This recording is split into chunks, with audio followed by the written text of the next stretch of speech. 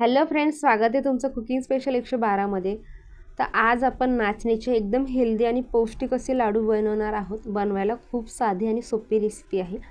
चला तर मग वेळ न घालवता लगेच रेसिपीला सुरुवात करूया। पण त्याआधी चॅनलला सबस्क्राइब नसेल केलं तर सबस्क्राइब करून बेल आयकॉन प्रेस करायला विसरू नका।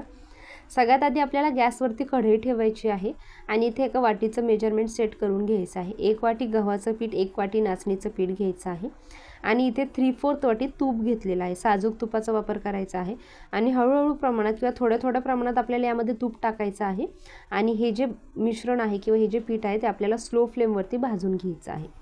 गाईज, नंतर इतपत माझं जे तूप आहे ते शिल्लक राहिलेलं आहे आणि पीठ आपलं भाजून झालेलं आहे। याला भाजण्यासाठी जवळपास 20 मिनिट लागतात।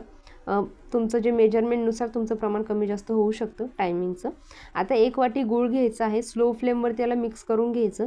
गूळ हलकासा पूर्णपणे वितळला की याला काढून घ्यायचं आहे एका प्लेटमध्ये आणि एक वाटी घ्यायची आहे आणि वाटीच्या सहाय्याने तुम्ही याला व्यवस्थित मॅश करून घ्यायचं आहे। गॅस तुम्हाला हवं असेल तर यामध्ये तुम्ही जे गव्हाचं पीठ वापरलं त्याचं प्रमाण कमी देखील करू शकता। आता जे उरलेलं आपलं 2 चमचे तूप होतं ते देखील मी यामध्ये ॲड केलेलं आहे आणि व्यवस्थित असे आपल्याला लाडू इथे वळून घ्यायचे आहेत। याला मी तिळामध्ये घोळून घेते। तुम्ही याला असंच सुद्धा खाऊ शकता, खूप जास्त टेस्टी लागतं। तिळामुळे याची खूप जास्त टेस्ट अजून वाढते, त्यामुळे तिळामध्ये घोळून घेतलं। तुम्ही सिंपल देखील ठेवू शकता, ड्रायफ्रूट्स टाकायचे असतील तर टाकू शकता आणि झटपट असे लाडू आपल्या गाईज बनवून इथे तयार झालेले आहे। खूप साधी, सोपी आणि हेल्दी अशी रेसिपी आहे। सो या पद्धतीने हे लाडू नक्की घरी ट्राय करा। रेसिपी आवडली असेल तर व्हिडिओला लाईक करा, शेअर करा आणि अजून तुम्ही चॅनलला सबस्क्राईब नसेल केलं तर सबस्क्राईब करून बेल आयकॉन प्रेस करायला विसरू नका।